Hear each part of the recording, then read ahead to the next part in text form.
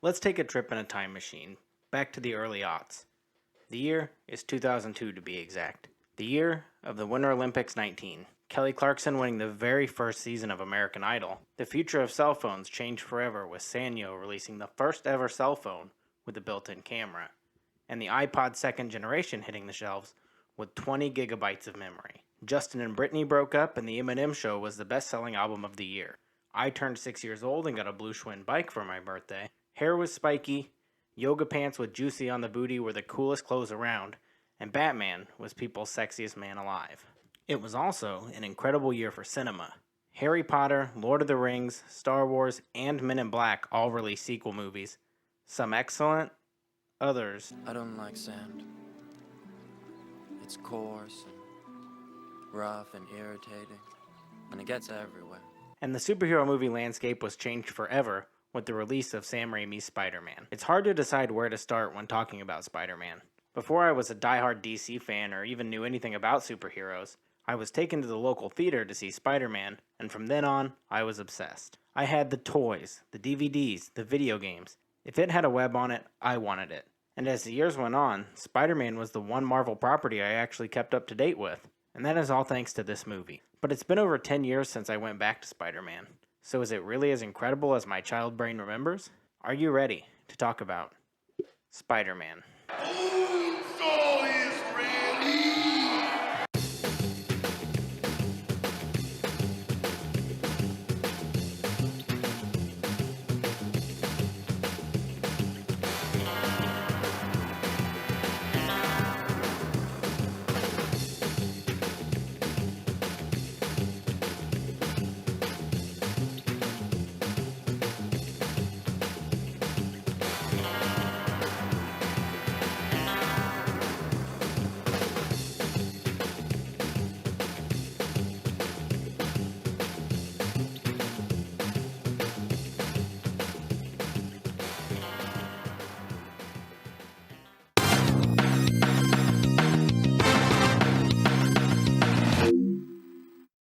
Starting off with the movie being directed by Sam Raimi automatically earns it some points, as I'm a fan of the Evil Dead franchise, and getting someone that's a fan of the source material like Raimi to direct was the perfect choice. Raimi really cared about how the character looked on screen all the way down to making sure the web swinging of Spider-Man was perfectly choreographed.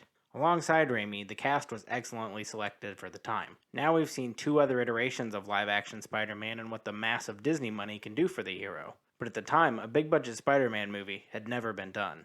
Tobey Maguire was chosen for the lead role for his excellent portrayal of Peter Parker, and was later brought in to make sure he could pull off the Spider-Man role as well. The movie opens with a narration from Peter before it cuts to him running to catch a school bus on the way to a field trip. This is where we get an introduction to Peter, and how much of a weird nerd this movie makes him out to be, and also the girl of his dreams, Mary Jane Watson, played by Kirsten Dunst.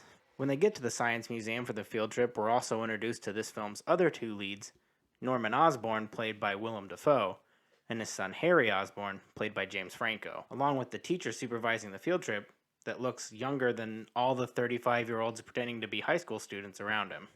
Inside the museum, Peter gets bullied as he tries to take yearbook pictures, and Harry proves himself to be the worst best friend ever as he steals all of Peter's weird nerd spider facts to hit on MJ. Peter gets Mary Jane to let him take way too many pictures of her for the yearbook before he's bit by one of the spiders that's been genetically experimented on. The spider bite makes Peter sick and grow a huge wart on his hand before passing out on the floor. When he wakes up, his glasses have the reverse effects and he's magically buff, meaning someone injected him with steroids in his sleep and rubbed Vaseline all over the lens of his glasses. Or he has spider powers. It really could be either one of the two. Before Peter gets home, we're introduced to Ben and May Parker, Peter's aunt and uncle that raised him after his parents' death. Ben, played by the late Cliff Robertson, is another perfect casting choice, and his on-screen chemistry with Tobey really gives the father-son vibe the characters need. Ben finds himself in the most 2002 situation ever when he's looking for a new job, and every job available is working on computers, and Ben is too old to computer. Meanwhile, Norman's scientists want to take his new human weapons project back to formula, but Norman resists and tests it on himself in fear that he'll lose his contract with the army. The test goes horribly wrong and sends Norman into a seizure as if he just watched the bar scene from Catwoman. And when he comes out of it, Norman murders his lead scientist. This is where Norman starts to transition from Norman Osborn to the Green Goblin, and Willem's ability to switch between old mean businessman and wacky over-the-top 60s comic book villain really shines throughout the rest of the movie. Along with his constant switching between the two personalities, Willem also did 90% of his own stunts and really sells every bit of the Goblin's weird antics, making the wacky character fit into a world with much more serious tone. After Peter discovers his new body, he uses his newfound eyesight to be a creep and watch Mary Jane get ready for school through her window. I told you they made him a weird nerd. And after Peter's done creeping, we start to get into the surprising complexities of Mary Jane. While at the beginning you're made to think that Mary Jane is your typical girl next door character, as she keeps up appearances in public as the popular girl dating the meathead jock, while in reality she has a rough home life with an abusive alcoholic father that screams at her and calls her trash as she's leaving for school. We then jump to school lunch where Peter's powers start to kick in, and he catches MJ's lunch tray when she slips, and she has the most casual reaction ever to a completely unbelievable situation. Wow, great reflexes. When Peter sits back down to eat his lunch, his fork gets stuck to his hand, which isn't the worst way for that to happen for the first time. Uncle Ben! Uncle Ben! Then he accidentally webs his lunch tray and hits his bully Flash Thompson with it, who tries to fight Peter in the hallway over it. Peter slow-mo dodges every punch, does backflips and Matrix backbends before punching Flash a mile down the hallway. And somehow, nobody later connects the dots that the kid with the weird web lunch tray and super punches is Spider-Man. Peter runs away from school after the fight to test his new spider abilities and grows thumb hairs on the wrong side of his hand. He uses his new thumb hair to climb up the side of a building, then jumps across the rooftops before trying to learn how his web works. The movie takes an untraditional approach to Spider-Man's webbing by making it come naturally out of his wrists instead of the classic manufactured web shooters. This is where Peter shows that the spider bite also took away his intelligence as he tries to web swing for the first time, but does it off the top of a 5-story building without knowing if it can even hold his weight yet. When he gets home, he finally has the guts to talk to MJ, and she tells him that she secretly wants to be an actor after high school, before leaving with Flash in his new car. This is where I should mention that this movie follows a bit of a strange timeline, and takes place over nearly a year. It starts as the kids are gearing up for high school graduation, and ends somewhere around December, lightly covering Peter's first year as Spider-Man, and where his friends end up after high school, but we'll get to that. Because after this conversation, Peter decides he needs money for a new car so he can impress Mary Jane, and sees an ad in the paper for $3,000 if he can last 3 minutes in a wrestling match. This throws us into a cool montage as Peter draws all his ideas for a Spider-Man costume to use for the wrestling match, before deciding on the classic red and blue tights we know and love. The morning of the wrestling match, Peter is testing out his web powers in his room, and Aunt May knocks on the door to see what all the noise is. And the conversation that follows might be the funniest interaction of the whole movie. What's going on in there? I'm exercising. I'm not dressed, Aunt May. Well, you're acting so strangely, Peter. Okay, thanks. Peter gets a ride to the wrestling match from Uncle Ben by telling him he needs a ride to the library, where Peter yells at Ben for lecturing him and acting like he's his father. Inside the wrestling event, we get an excellent cameo from Evil Dead star Bruce Campbell, who gives Peter the name of Spider-Man to use for the wrestling match. That actually ends up being a cage match with Bonesaw McGraw, played by real-life professional wrestler Macho Man Randy Savage, for one of the most quotable scenes in movie history.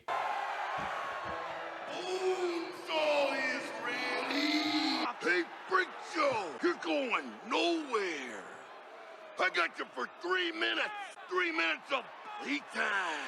When Peter is getting paid for winning the match, the wrestling promoter rips Peter off, giving him only $100 before getting robbed, which I find to be a little bit of a strange choice, because who robs an amateur wrestling event?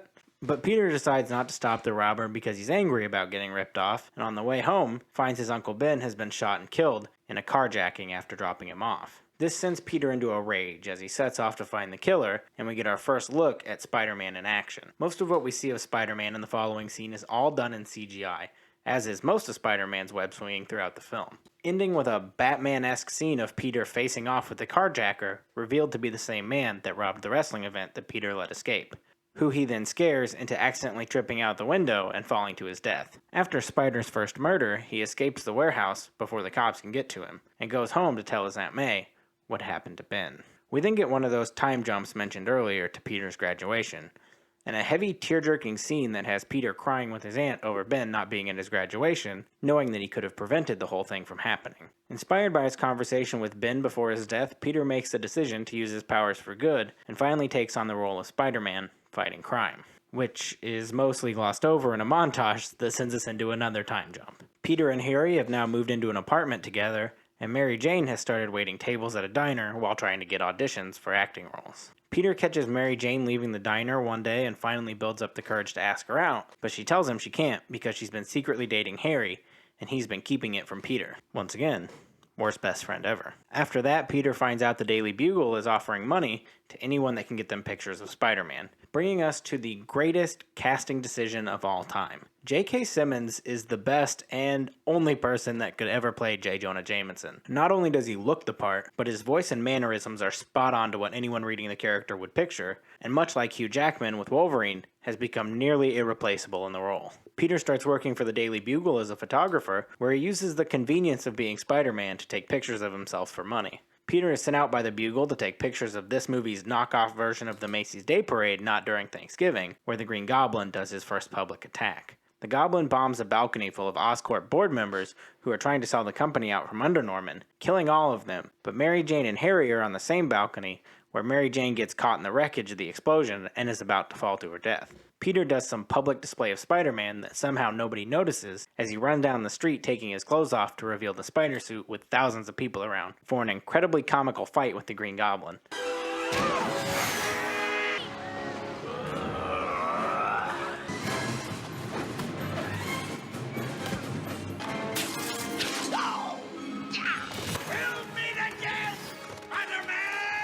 After Spider-Man defeats the Goblin, he catches MJ and turns into a mannequin while swinging her away to safety. Green Goblin then goes after JJ at the Daily Bugle trying to find out who takes pictures of Spider-Man. When Spider-Man swings in to save the day, Goblin blasters him with gas to put him to sleep. When Peter wakes up, he's unable to move, lying on a rooftop, where Goblin gets real with him and tries to get Peter to join him. After the events at the Bugle, Spider-Man is branded a criminal by Jonah Jameson. With his new branding of criminal, Peter still does what he can to be a hero, and finds Mary Jane being harassed by thugs in an alley. He fights off the thugs without his mask on for some reason, and then puts it on so Mary Jane can cheat on Harry with him, and he can get a gallon of rainwater up his nose. Later on, a cop tries to arrest Spider-Man, but Peter convinced him not to, so he can save a baby trapped in a burning building. Weird that the mother left it behind when she escaped. I guess she forgot to check before leaving.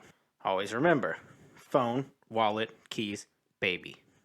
The fire turns out to be a setup by the Green Goblin, who attacks Spider-Man when he tells the Goblin that he isn't going to join him. The Goblin escapes, and Spider-Man makes it out with only a cut from one of the Goblin's razor bats. Later that day, Peter and Harry are hosting Thanksgiving dinner so Norman can meet MJ, and Mary Jane calls May by Aunt May, because I guess her first name is Aunt. During the dinner, May notices the cut on Peter's arm from the razor bat, and Norman is somehow the first person to connect the dots that Peter is Spider-Man.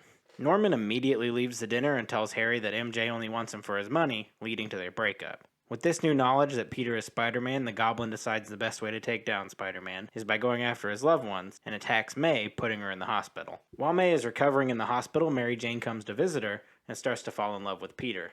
Out of nowhere, we get this creepy Green Goblin transition that has no purpose at all, but it is a good time to touch on the cool transitions throughout the movie. Outside of this one strange instance, almost every transition in the movie is done through these really cool zoom and fade in transition effects that you don't often see a lot of. But back to the story at hand.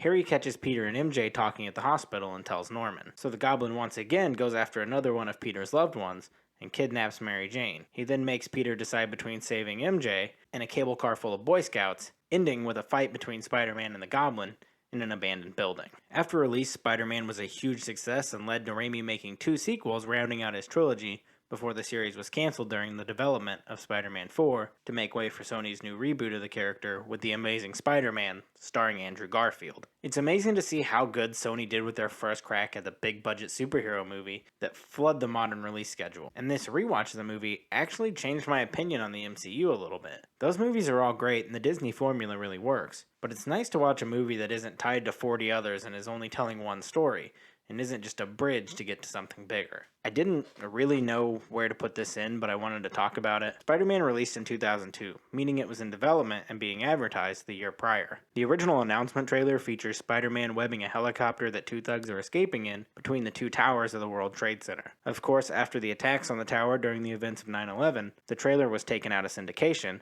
and all the posters featuring the towers reflected in Spider-Man's eye were pulled. This isn't important information for the movie, but it is interesting to see that the effects of those attacks were so big that they even affected the media of the time. To bring it back to a lighter note, it's also interesting to see the way Spider-Man plays with its PG-13 rating, specifically the scene with Mary Jane in the alley. Not only was her wardrobe choice so revealing I'd have to blur it for it to be acceptable on YouTube, but even the suggestions made in the scene really pushed the edge of what was acceptable for a family movie. But they never flat out say what's going on, and MJ's time on screen is so short, I would say the movie is a 100% safe choice for kids to watch. The costume design of the movie was also pulled off immaculately. James Atchison's take on the Spider-Man costume made me an instant sucker for the bolted webbing look on any Spider-Man costume. And the metal armored look of the Green Goblin was a great spin on the original fantasy-looking Goblin costume to modernize it for a more realistic setting, giving me one more reason to love this movie. And if you want to see some other movies or games I don't hold in as high regards as Spider-Man, or maybe some that I do but I probably shouldn't, you can click on any of these videos here. You can also click on that little logo wherever I put it to subscribe. I know everybody says it, but it really does help me out a lot in the mysterious YouTube algorithm, and helps you out if you want to see more of me. And who wouldn't want to see more of me? Go watch Spider-Man.